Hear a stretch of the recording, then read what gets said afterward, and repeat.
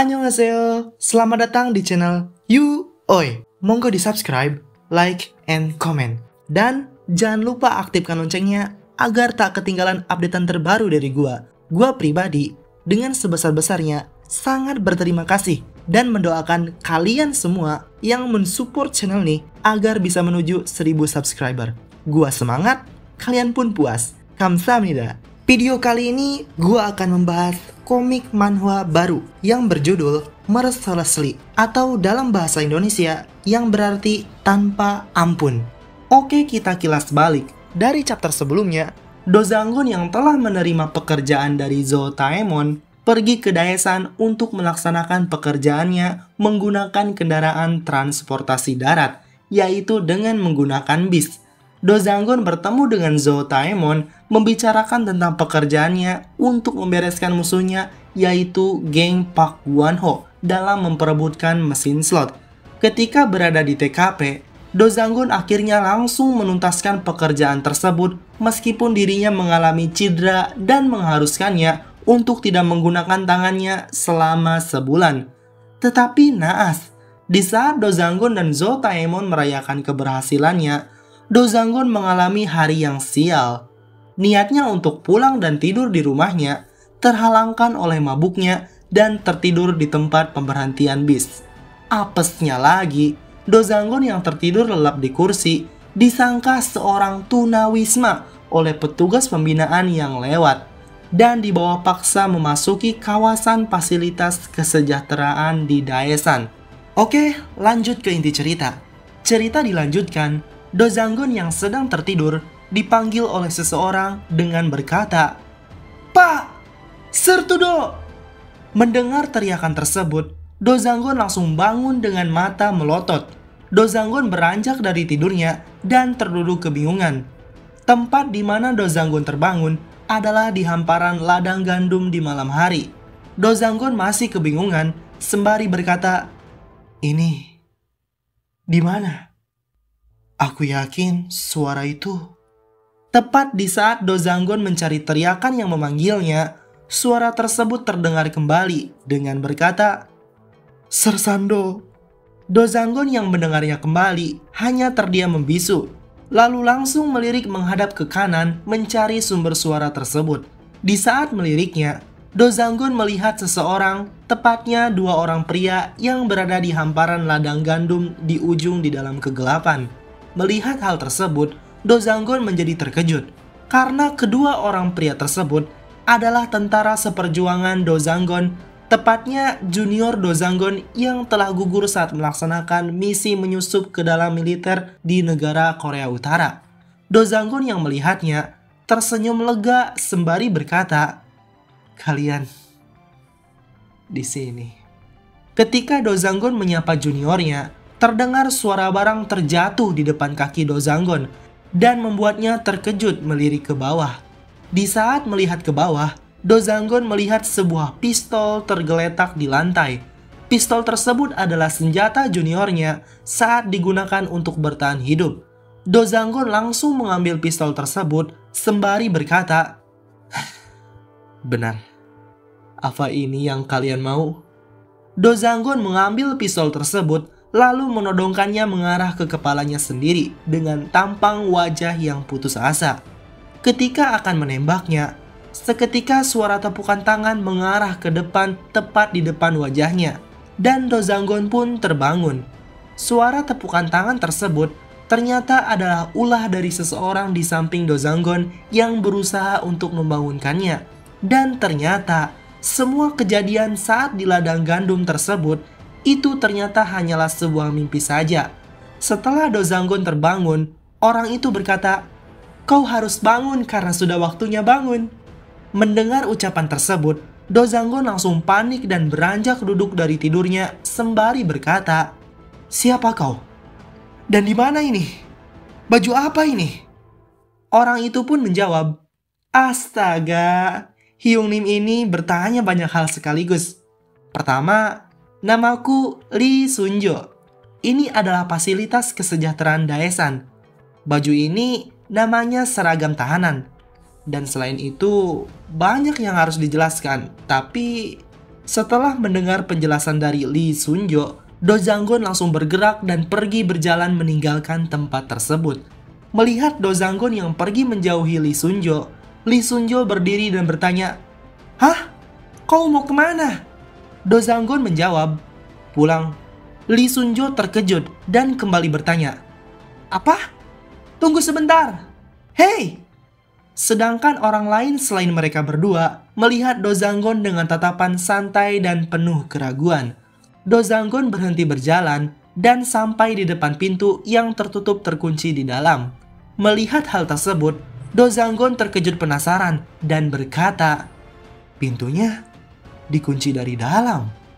Ketika Do Jang-gun terdiam di depan pintu yang terkunci, Lee Sun-jo datang menghampiri Do Jang-gun sembari berkata, "Aku baru mau menjelaskannya. Ini tempat di mana orang-orang ditangkap dan ditahan paksa." Do Jang-gun kaget dan menjawab, "Apa?" Lee Sun-jo memberitahu Do Jang-gun dengan tampang wajah yang serius meskipun kelelahan. Sedangkan Do Jang-gun terus melihat Lee Sun-jo masih dengan tatapan kebingungan. Di saat yang bersamaan, seseorang berteriak memanggil mereka berdua dengan berkata, "Hei, apa yang kalian lakukan?" Mereka berdua pun melirik ke belakang melihat orang yang memanggilnya. Do Jang-gun hanya biasa saja melihatnya, sedangkan Lee Sun-jo terkejut dan ketakutan melihatnya. Seseorang yang memanggil mereka adalah seorang pemimpin di tempat tersebut. Orang itu berjalan mendekati mereka berdua dengan tampang wajah yang kesal dan tangan yang disandarkan ke pinggangnya. Sembari orang itu berjalan mendekati mereka berdua, Lee Sun-jo memberitahu Do Jang-gun dengan berkata, "Aku akan jawab sebelum kau tanya. Orang itu adalah komandan peleton kita, dan dia sangat pemarah. Jadi jangan pernah membuatnya marah." Ketika Lee Sun-jo memberitahu Do Jang-gun hanya terdiam dan terus melirik melihat pria tersebut. Komandan itu marah dan berteriak sembari berkata, "Aku tanya, apa yang kau lakukan?" Komandan tersebut bergerak dengan suara kunci yang dipasangkan di lengan kirinya. Mendengar dan melihat kunci di lengannya, dengan santainya Do Jang-gun meminta kunci tersebut sembari berkata, "Berikan kuncinya padaku." Komandan itu kebingungan dan menjawab, "Apa?" Mendengar perkataan tak sopan dari Do Jang-gun, komandan peleton itu menggerakkan kakinya sembari berkata, Do Jang-gun yang menyadarinya hanya terdiam melihat tindakan dari kaki komandan yang digerakkan tersebut. Lalu secara tiba-tiba, komandan peleton itu langsung menendang ke depan mengarah ke tubuh Do Jang-gun dengan sekuat tenaga dan penuh emosi, sembari berkata, "Bajingan sombong ini!" Do Jang-gun yang dari awal sudah menyadari pergerakan dari komandan peleton itu, langsung refleks menghindarinya dengan santai. Komandan peleton itu yang sudah percaya diri menendang Do Jang-gun seketika menjadi panik dan kaget karena tendangannya tidak mengenainya sembari berkata, "Hah?" Di saat komandan peleton itu lengah, Do Jang-gun langsung mendekati pria tersebut dengan bersiap-siap mengepal tangannya untuk meninju wajahnya. Tetapi entah kenapa, niat Do Jang-gun diurungkan dan menjadi terhenti. Di saat akan melancarkan pukulannya, Do Jang-gun mengingat kembali nasihat dari dokter yang telah merawatnya dengan berkata, "Jangan gunakan tanganmu. Kau tidak boleh kelelahan atau memukul sesuatu. Kalau terjadi, penyembuhannya bakal lebih lama. Paham?" Setelah mengingatnya, seketika Do Jang-gun langsung menjawab, iya." Tahanan lain yang melihat kejadian tersebut datang menghampiri komandannya dengan berteriak, "Komandan, kau tidak apa-apa?" Komandan peleton yang mendengarnya langsung menjawab memerintah dengan berkata, "Hancurkan saja tangannya yang terluka itu. Kirim dia ke penjara." Do Jang-gun yang mendengarnya hanya terdiam tak berkata apapun. Tahanan lain yang mendengar komandannya memerintah kepadanya bergerak maju ke depan mendekati Do Jang-gun dengan tampang wajah yang kesal, sembari berkata, "Kenapa bajingan ini?" Do Jang-gun yang mengetahui apa yang akan dilakukan oleh tahanan lain kepadanya berkata di dalam hatinya sembari memprediksi situasi dan kondisi, "Meski tanganku terluka, aku bisa menang dengan mudah melawan mereka." Tapi, seperti kata Sunjo, kalau ini tempat di mana orang-orang ditahan paksa, akan sulit kabur dengan tangan yang seperti ini. Kalau aku mau kabur, tanganku harus sembuh dulu. Tapi kalau tanganku tidak sengaja terkena pukulan, lukanya bakal lebih parah. Kalau begitu, aku harus melawan mereka semua sekaligus melindungi kedua tanganku. Itu bakal sulit. Aku harus bagaimana? Di saat mereka bertiga memojokkan dan akan menghajar Dozanggon, seketika Lee Sunjo maju menghalangi mereka bertiga sembari berkata, "Tunggu sebentar komandan, tolong dengarkan aku." Dozanggon yang kebingungan melihat tindakan dari Lee Sunjo, terdiam penasaran sembari terus melihatnya. Lee Sunjo mengatakan, "Orang ini, dia anak yang baru datang tadi malam. Dia masih belum tahu ini di mana. Karena itu, tentu dia tidak tahu seberapa hebat komandan. Kalau tahu, tidak mungkin dia bersikap sesombong ini kan?" Mendengar penjelasan dari Lee Sunjo, komandan itu tersenyum dengan mengusap-usap dagunya sembari berkata, "Oh, benar juga." Lee Sunjo melanjutkan penjelasannya lagi. Dirinya berkata, "Kalau kau beri dia kesempatan, aku akan mengajarinya. Jadi, tolong kali ini saja." Mendengar permintaan dari Lee Sunjo, komandan itu terdiam kebingungan sembari berkata,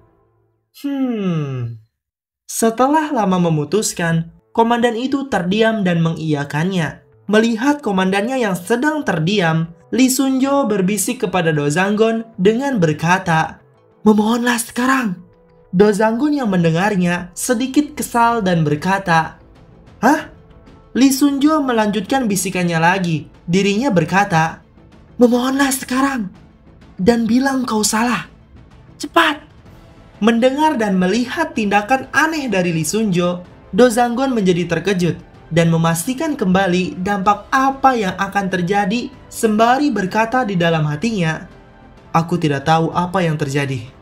Tapi, yang penting hindari situasi ini dulu." Setelah memastikan situasi, Dozanggon langsung menunduk memberi hormat sembari berteriak, Maafkan aku! Aku salah!" Setelah meminta maaf, Dozanggon langsung dipukul kepalanya oleh komandan tersebut sembari berkata, "Benar! Bersikap baiklah!" Dozanggon yang menerima pukulannya langsung terkejut kesakitan. Komandan itu melanjutkan perkataannya dengan berteriak sembari berkata, "Sekarang siap-siap absen sana!"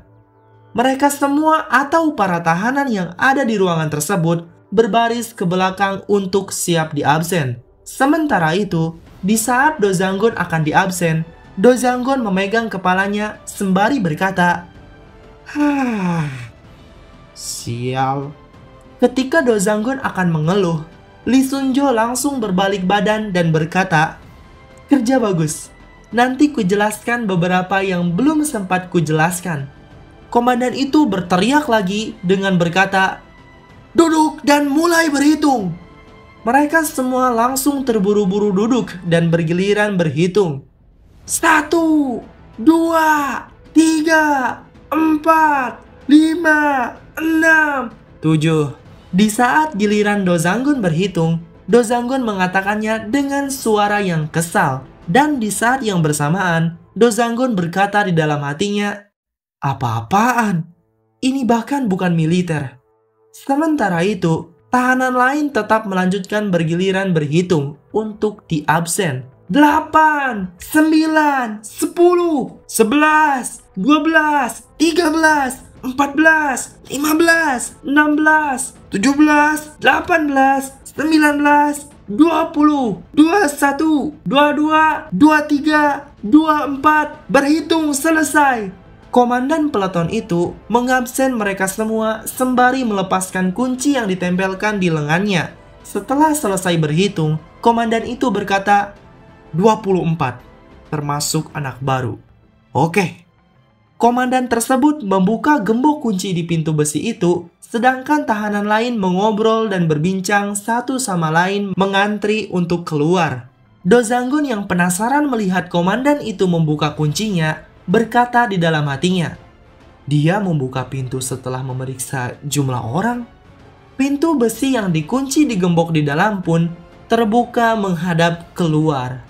Mereka semua keluar dengan tertib, dengan kepribadiannya masing-masing. Di saat akan keluar, Dozanggon bertanya kepada Lee Sunjo, "Kita akan pergi kemana?" Lee Sunjo menjawab, "Sarapan." Dozanggon bertanya lagi dengan bahagia, sembari berkata, "Oh, kita mau makan." Scene berpindah tempat di ruang makan di fasilitas kesejahteraan Daesan. Mereka semua termasuk Dozanggon dan Lee Sunjo istirahat dan makan pagi di tempat tersebut. Dapat dilihat dari mimik wajah para tahanan yang sedang makan, mereka nampak pesimis dan kesusahan. Setelah melihat tahanan lain yang terasa familiar, Dozanggon berkata di dalam hatinya, "Ini bahkan bukan militer, tapi semuanya mirip. Dan ini bukan penjara, tapi mereka menahan orang-orang. Tempat yang aneh. Tapi yang paling aneh, mereka menyebut ini makanan." Setelah Dozanggon mengambil makanan dan duduk di tempatnya, Dozanggon menjadi kesal, marah, dan jijik. Suasana hatinya langsung buruk dan tercampur aduk setelah melihat makanan yang disediakan di tempat tersebut. Dapat dilihat makanannya memang tidak sesuai dengan namanya. Lauk pauknya terlihat seperti sampah. Dimulai dari atas pojok kiri, entah apa itu yang berwarna hitam, jelas-jelas seperti tidak layak untuk dimakan. Lalu di samping kanannya, terlihat seperti acar atau lobak, semacam sayuran yang entah bagaimana bisa menjadi seperti itu. Lalu kanannya lagi, ini jelas toge, tapi entah kenapa toge ini nampak seperti makanan, tetapi togenya hanya sedikit saja. Lalu di bawahnya ada sup yang entah dari mana dibuatnya, airnya seperti bukanlah air yang cocok untuk dikonsumsi. Dan terakhir nasi. Iya, nasi ini bisa dibilang masih normal, meskipun porsinya sedikit dan ada beberapa topping yang entah terlihat seperti kacang-kacangan. Bahkan tempat makanannya juga kotor dan tak layak dipakai. Dozanggon masih tidak terima makanannya tersebut disebut makanan dengan sikap cemas dan tubuhnya menggigil memegang sendok. Sembari melanjutkan perkataan di dalam hatinya, "Meski saat ini aku sangat ingin menusuk orang yang bertanggung jawab soal makanan ini dengan sumpit, tapi mereka pakai sendok garpu di sini." Di saat Dozanggon terlihat akan membuat masalah lagi, Lee Sunjo yang berada di sampingnya langsung berkata, "Sekarang kujelaskan sisanya. Fasilitas kesejahteraan Daesan ini sebenarnya tempat yang menerima dan memandu tunawisma." Mendengar penjelasan dari Lee Sunjo, Dozanggon menjawab, "Tunawisma? Tapi aku bukan tuh." Lee Sunjo melanjutkan penjelasannya kembali dan berkata, "Benar, awalnya semua yang dikurung juga bilang hal yang sama, kalau mereka bukan tunawisma. Di tempat ini, sebenarnya orang-orang ditangkap dan dipaksa bekerja. Semua tunawisma di sini mendapat upah dari negara. Tetapi demi mendapat uang, fasilitas ini mengurung orang-orang tersebut." Dozanggon terkejut dan bertanya, "Mereka menangkap orang tidak bersalah untuk keuntungan mereka sendiri? Manusia macam apa yang melakukan itu?" Di saat Dozanggon dan Lee Sunjo mengobrol, tiba-tiba semua tahanan berteriak menyapa seseorang dengan berkata, "Halo!" Dozanggon terkejut melihat orang tersebut dan bertanya-tanya siapa mereka sembari berkata, "Hah? Apa?" Tepat di saat yang bersamaan, Lee Sunjo langsung menjelaskan, "Kau tanya manusia macam apa yang melakukannya kan? Itu mereka. Mereka berdua adalah putra direktur."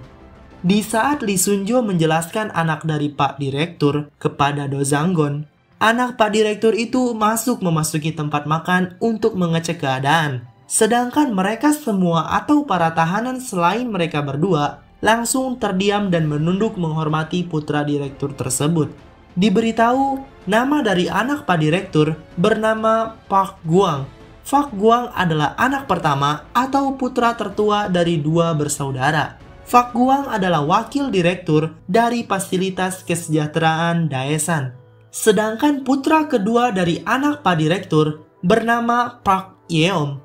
Park Yeom adalah manajer umum di fasilitas kesejahteraan Daesan. Park Yeom berada di belakang Park Guang, berjalan mengikuti kakaknya dengan tampang wajah yang serius sembari melihat keadaan. Sedangkan Park Guang, kakak dari Park Yeom, memasuki tempat tersebut dengan sikap ramah dan murah senyum.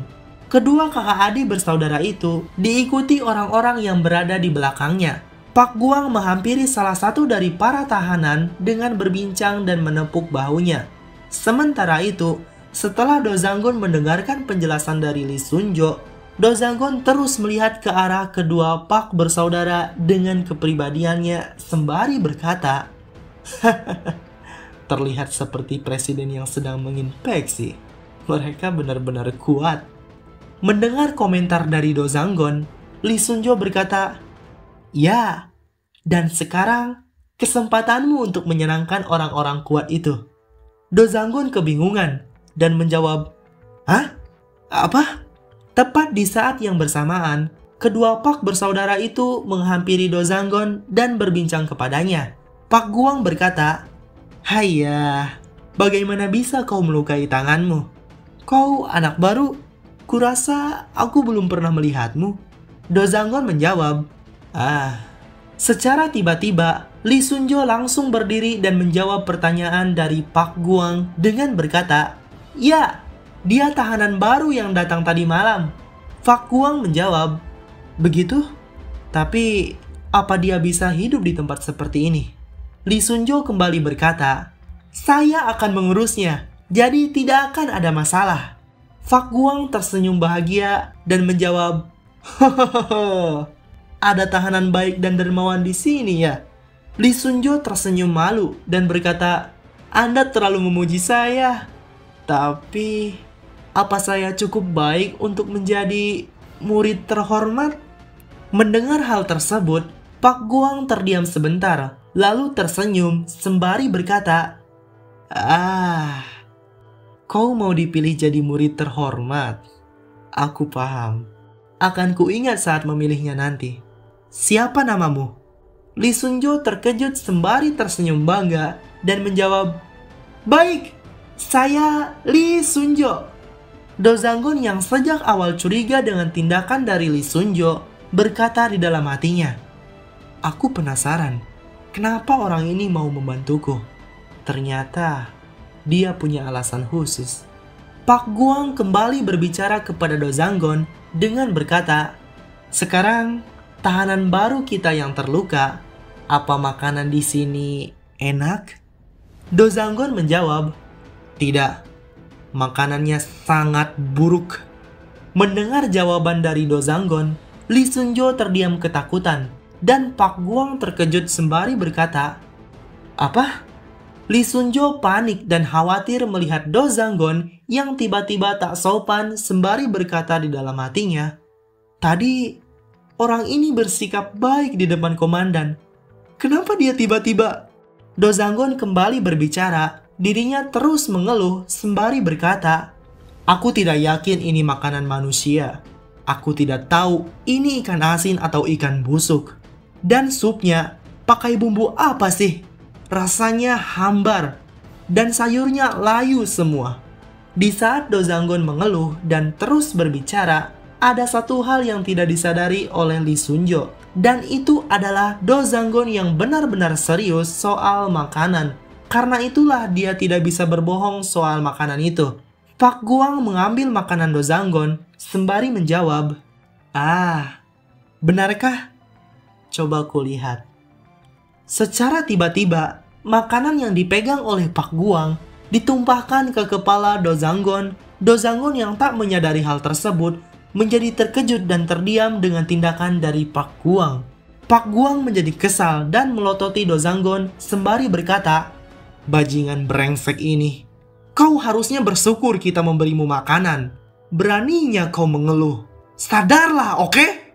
Park Guang melempar tempat makanan ke kepala Do Zanggun dengan sangat keras. Sedangkan Do Zanggun hanya terdiam tak bergerak dan tak membalas. Do Zanggun sangat marah dan kesal karena keluhannya malah membuat dirinya semakin membencinya. Do Zanggun ingin sekali memukul orang yang bermain-main dengan makanan tersebut sehingga membuat tangannya mengepal dan bergetar. Tetapi Do Zanggun masih ingat dengan nasihat dari dokternya. Pak Guang sangat marah dan berteriak kepada Lee Sun-jo dengan berkata, "Hei, kau bilang kau yang mengurusnya kan? Ajari baik-baik. Jadi dia tidak bilang hal gila seperti itu lagi." Lee Sun-jo ketakutan dan menjawab, "Baik." Pak Guang dan adiknya pergi berjalan meninggalkan tempat tersebut dengan berteriak dan marah sembari berkata, "Apa? Memang ikan asinnya kenapa? Tidak kupercaya ada orang bodoh sepertinya." Sedangkan Do Zanggun tetap terdiam dan menahan emosi dan amarahnya. Lee Sun-jo mendekati Do Zanggun sembari berkata, "Kau tidak apa-apa? Kurasa kau harus membersihkan diri dulu." Meskipun begitu, Do Zanggun sangat muak sekali dengan perkataan dan perbuatan dari Pak Guang. Benar-benar tidak habis pikir. Jika saja Do Zanggun tidak terluka, tangannya pasti sudah menempel di wajah Pak Guang itu. Dan inilah saat dimana Do Zanggun pada 29 hari sebelum tangannya sembuh sepenuhnya. Scene berpindah tempat di kamar mandi, tempat pemandian di fasilitas kesejahteraan Daesan. Do Zanggun menyalakan saklar air dan mandi membersihkan tubuhnya, terutama kepalanya setelah disirami makanan oleh Pak Guang. Do Zanggun sangat kesal dan suasana hatinya tidak bagus, sembari berkata, "Sial, bahkan mandi saja tidak enak." Scene berpindah tempat di halaman fasilitas kesejahteraan Daesan. Setelah Do Zanggun selesai mandi, dirinya langsung dihukum bersama Lee Sun-jo atas tindakannya yang mengeluh karena dianggap tidak baik. Do Zanggun dan Lee Sun-jo dihukum membersihkan halaman menggunakan sapu lidi. Di saat sedang membersihkan, Do Zanggun berkata, "Bajuku baru separuh kering." Dan di saat yang bersamaan, setelah Do Zanggun mengatakan keluhannya, Do Zanggun mengingat kembali atas perbuatan Pak Guang yang menumpahkan makanannya ke kepala Do Zanggun. Setelah mengingatnya lagi, Do Zanggun merasa kesal lagi terhadap orang tersebut sembari berkata, "Aku kesal sekali." Lee Sun-jo yang mendengar pertanyaan dari Do Zanggun, dirinya menjawab, "Kalau kau pakai, nanti juga kering. Tapi untungnya direktur melakukannya sebelum jam mandi kan?" Do Zanggun kebingungan, lalu dirinya berkata lagi, "Sebelum atau sesudahnya, melakukan hal seperti itu tetap salah kan?" Lee Sun-jo menjawab, "Benar, tapi..." Mereka berdua kembali mengobrol, meskipun Do Zanggun masih kesal dan harus menahannya, sedangkan Lee Sun-jo bersikap seperti biasanya atau menganggap tidak terjadi apa-apa. Tiba-tiba, seseorang datang menghampiri mereka berdua dengan wajah datar dan membawa pakaian sembari berkata, "Aku setuju dengan anak-anak baru." Mendengar hal tersebut, Do Zanggun menjadi kaget melihat pria tersebut, sedangkan Lee Sun-jo biasa-biasa saja melihatnya. Do Zanggun berkata, "Apa? Kenapa caramu bicara?" Sementara itu, Lee Sun-jo bertanya kepada pria tersebut, "Yang mulia, kau di sini?" Do Zanggun terkejut kembali dan berkata, Yang mulia." Sedangkan di dalam hatinya, Do Zanggun berkata, "Hah? Apa maksudnya? Apa dia presiden?" Di saat yang bersamaan, tahanan lain keluar memanggil Yang Mulia dengan berteriak sembari berkata, "Yang Mulia, katamu mau mencuci kain lap. Kenapa malah main di sana? Cepat ke sini!"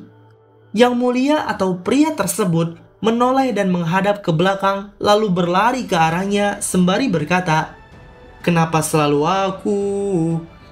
Do Zanggun yang dari tadi terus melihat pria tersebut, dirinya bertanya kepada Lee Sun-jo, "Kenapa orang itu dipanggil Yang Mulia? Dan kenapa cara bicaranya begitu? Apa dia meniru presiden?" Lee Sun-jo menjawab, "Bukannya meniru presiden, Tapi dia pikir dia adalah presidennya.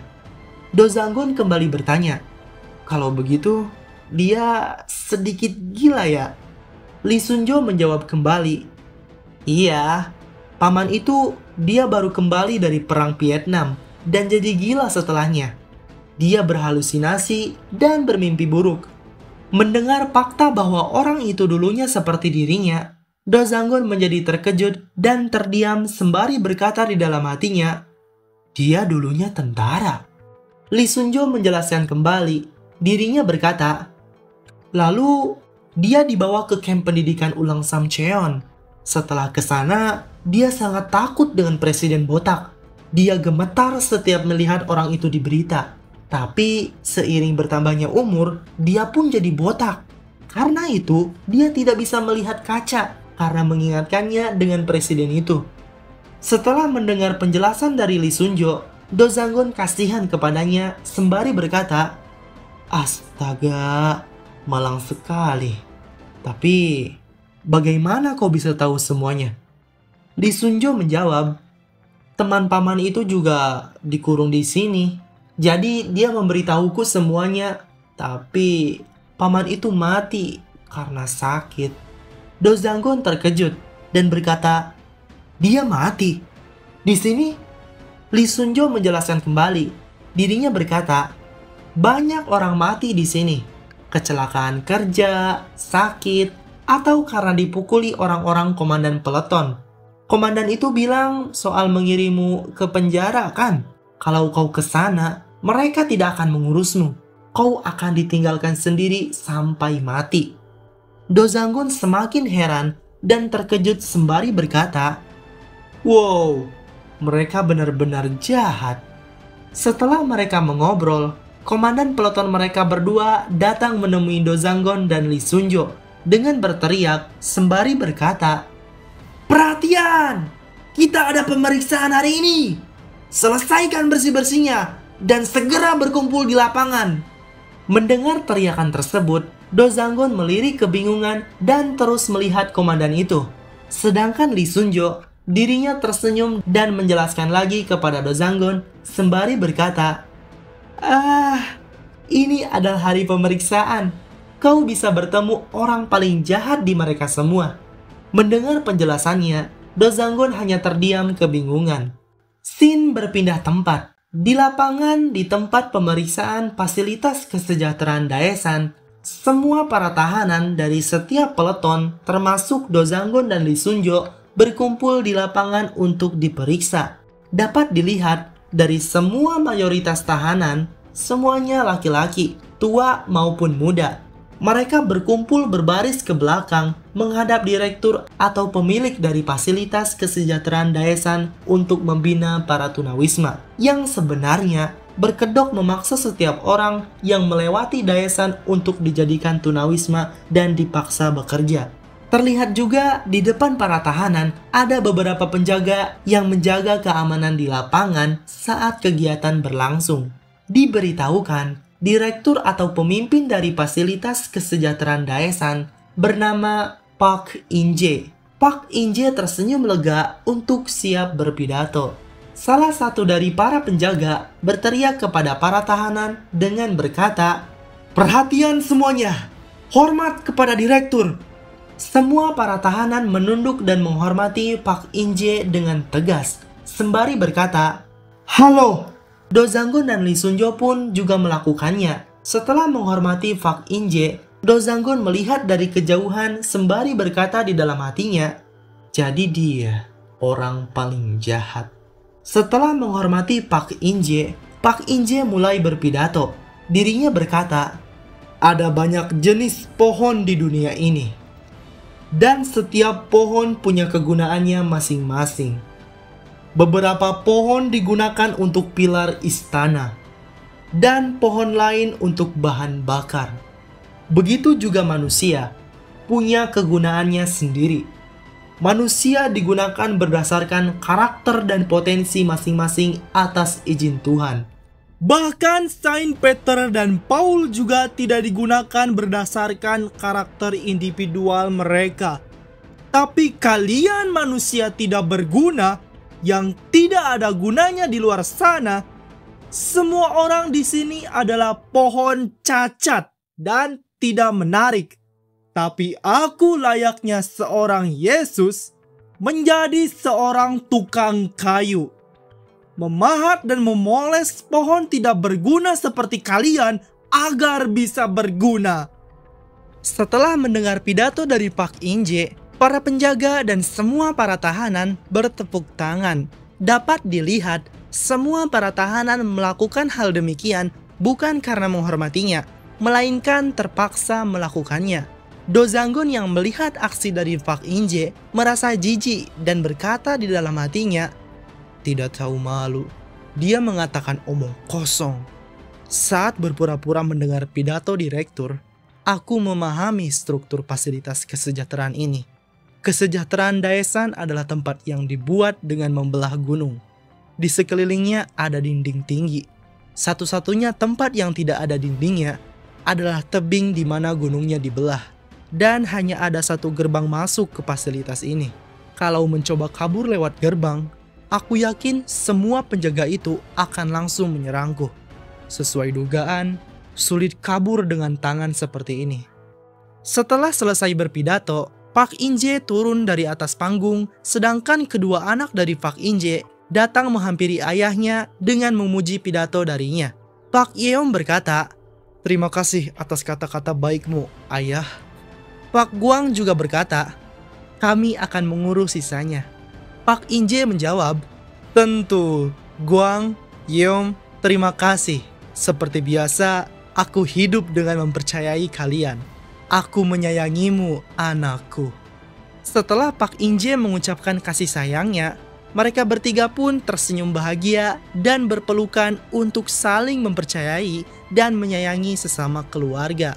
Di saat akan berpelukan, kedua kakak beradik itu pun berkata, "Kami juga menyayangimu, ayah." Selang beberapa waktu kemudian, Pak Guang mengambil alih lapangan. Dirinya berbicara di depan semua para tahanan dengan melihat secari kertas sembari berkata, "Mulai sekarang akan kuumumkan tahanan yang terpilih menjadi murid terhormat." Mendengar pengumuman yang ditunggu-tunggu, semua para tahanan terkejut, semangat, senang, dan bahagia. Lee Sunjo pun demikian. Dirinya berkata, "Oh, karena tadi wakil direktur dengar namaku, aku mungkin punya kesempatan." Sedangkan Dozanggon yang kebingungan, dirinya bertanya, "Memang murid terhormat itu apa sih sampai kau sebegitu menginginkannya?" Lee Sunjo menjawab, "Seperti sebutannya, tahanan pintar yang jadi murid terhormat. Antara 3 sampai 4 murid dipilih dalam sebulan, di mana mereka dikirim keluar dari fasilitas ini." Dozanggon bertanya kembali, "Hanya dikirim keluar? Mereka?" Pak Guang melanjutkan pengumumannya. Dirinya berkata, "Murid terhormat kali ini dari peleton 4. Lee Sunjo yang mendengarnya langsung kecewa, sembari berkata, "Sialan, beda peleton. Aku peleton 3. Pak Guang melanjutkan pengumumannya, melanjutkan bahwa murid terhormat dari peleton 4 adalah Kwak Duyong. Kwak Duyong yang mendengarnya terkejut bahagia sembari berkata, "Hah? Oh, itu aku, Kwak Duyong." Sedangkan para tahanan lain yang tidak beruntung melihat Kwak Duyong dengan penuh rasa iri dan kecewa. Lalu Kwak Duyong pun disuruh berjalan menaiki dan berdiri di panggung oleh Pak Guang untuk sambutannya sembari berkata, "Silahkan beri sedikit sambutan." Kwak Duyong sangat gugup dan bahagia sembari berkata, Pertama, terima kasih. Dan aku keluar. Aku pulang." Kwak Duyong memberi sambutan kepada semua para tahanan lain dengan penuh kebanggaan dan kebahagiaan atas bersyukurnya dirinya terpilihnya menjadi murid terhormat. Lee Sunjo yang mendengar dan melihat sambutan dari Kwak Duyong menjadi sangat iri sembari berkata, "Hah, benar-benar Aku iri sekali. Sementara itu, Dozanggon yang melihat keanehan dari semua perilaku di fasilitas kesejahteraan Daesan menjadi terdiam dan tak berkata apapun. Scene berpindah tempat. Di kantor staf di fasilitas kesejahteraan Daesan, Kwak Duyong diundang oleh Pak Guang untuk memasuki ruangan tersebut. Mereka berdua duduk sembari menunggu dokter yang akan datang untuk memeriksa Kwak Duyong. Kwak Duyong yang tidak sabar untuk pulang, dirinya berkata, permisi, kapan saya pulang?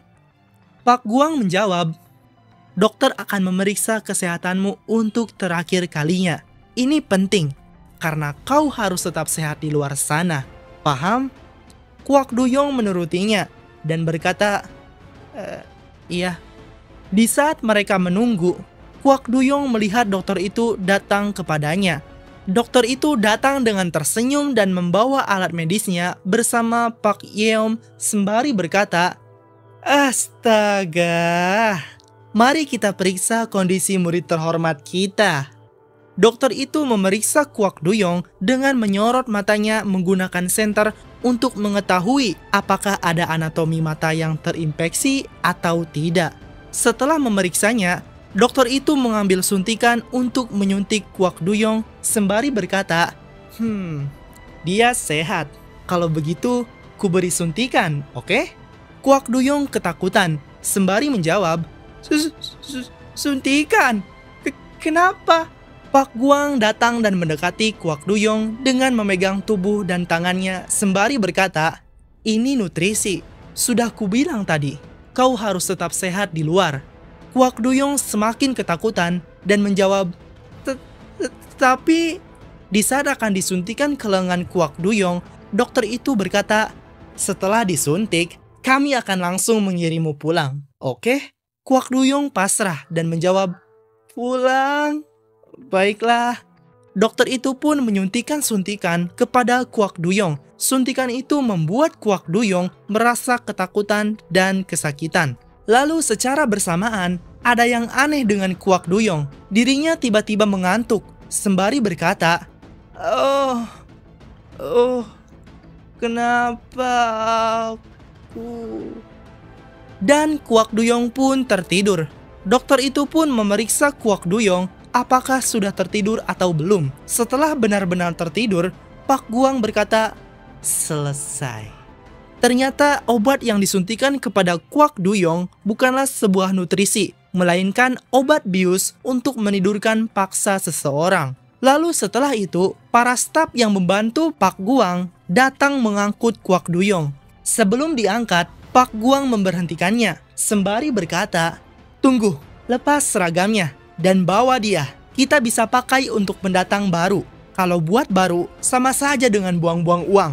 Dokter itu menghampiri Pak Guang sembari berkata, Haiya, wakil direktur kita ini memang hebat. Bagaimana kau bisa menghemat uang di situasi seperti ini? Kau benar-benar punya naluri ekonomi yang kuat. Pak Guang menjawab, ya, karena tidak punya naluri ekonomi, kau membuang rumah sakit yang dibuat ayah tirimu dan berjudi dengan semua uang yang tersisa. Untuk seorang dokter yang bekerja di bawah kami sepertimu, naluri ekonomiku bisa terlihat hebat. Mendengar jawaban dari Pak Guang, dokter itu terkejut lalu terdiam. Lalu setelah itu, tiba-tiba Pak Guang menjadi marah dan emosional, sembari berkata, jangan coba melewati batas kalau mau menjaga uang yang kau kumpulkan berkat kami. Paham? Waktu pun berlalu menjadi malam hari di fasilitas kesejahteraan Daesan. Scene berpindah tempat. Di ruang rahasia, di tempat otopsi, di pembedahan organ manusia di fasilitas kesejahteraan Daesan, Kwak Duyong yang telah dibius oleh dokter dan Pak Guang diletakkan telentang di atas papan bedah dengan kondisi tubuh telanjang menyisakan celana dalamnya saja. Sembari mengenakan alat bedah, dokter itu berkata, apa pesanan barang hari ini? Seorang pria dari staf kantor yang membantu di ruangan tersebut menjawab, hati dan ginjal. Dengan melihat tubuh Kwak Duyong, dokter itu melanjutkan perkataannya kembali, sembari berkata, pengambilan hati dan ginjal. Di saat akan fokus pada pembedahan, dokter itu kesal dan teringat kembali terhadap perkataan Pak Guang yang mengintimidasi dirinya, sembari berkata, sial, dasar bocah brengsek kasar, kalau bukan karena uang. Melihat dokter itu bergumam kesal, pria di sampingnya berkata, permisi, bukankah kita harus memberinya gas anestesi sekarang? Kurasa dia bisa bangun kapan saja kalau begini. Dokter itu langsung membantah perkataan dari pria tersebut sembari berkata, apa kau dokter?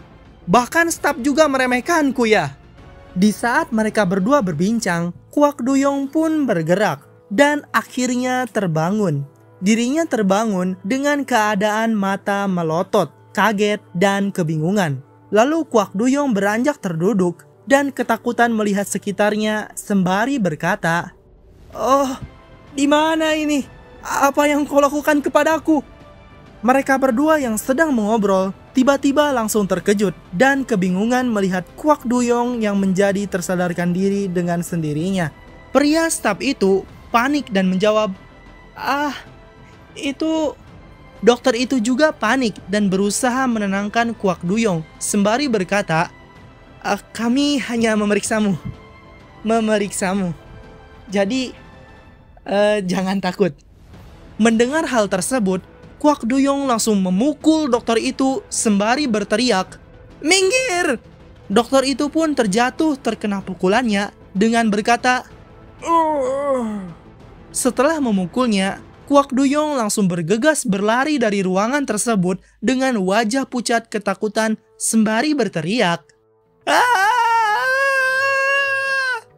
Dokter yang melihat pasiennya melarikan diri, dirinya berteriak memerintahkan kepada para staf untuk mengejarnya sembari berkata, tangkap dia! Cepat! Dan para staf pun langsung bergegas menuruti perkataannya. Kwak Duyong yang berusaha melarikan diri, dirinya kebingungan, ketakutan, dan sedih sembari berkata di dalam hatinya, apa ini? Kenapa aku ada di sini? Mereka bilang bakal mengirimku pulang sekarang. Sementara itu, dari kejauhan terlihat adik dari Pak Guang yaitu Pak Yeom berjalan di jalanan simpang belokan yang membuat Kwak Duyong menjadi terkejut dan membuat dirinya berhenti berlari setelah dihadang oleh Pak Yeom dengan penuh tatapan mengancam. Di saat yang bersamaan, setelah mereka berdua saling bertatapan, Pak Yeom langsung memukul Kwak Duyong dengan sangat keras, mengenai kepalanya, tepatnya di wajahnya, mematahkan tulang hidungnya dan mencopotkan giginya. Setelah terkena pukulan, Pak Yeom langsung mengangkut Kwak Duyong dengan cara menyeretnya melalui kakinya. Kwak Duyong yang tidak bisa berbuat apa-apa, dirinya lemah terkapar di lantai, ditarik Pak Yeom dengan wajah yang mengeluarkan darah, menangis, dan menahan rasa sakit, sembari berkata, kau bilang kau mau mengirimku pulang. Pulangkan aku. Kwak Duyong pun kembali ke ruangan kematian tersebut, dipaksa memasukkannya dan pintunya tertutup. Setelah itu, Kwak Duyong langsung berteriak menjerit kesakitan. Dirinya berkata, sampai di sini terlebih dahulu. Untuk video selanjutnya, nanti gue bikin lagi. Kamsahamnida.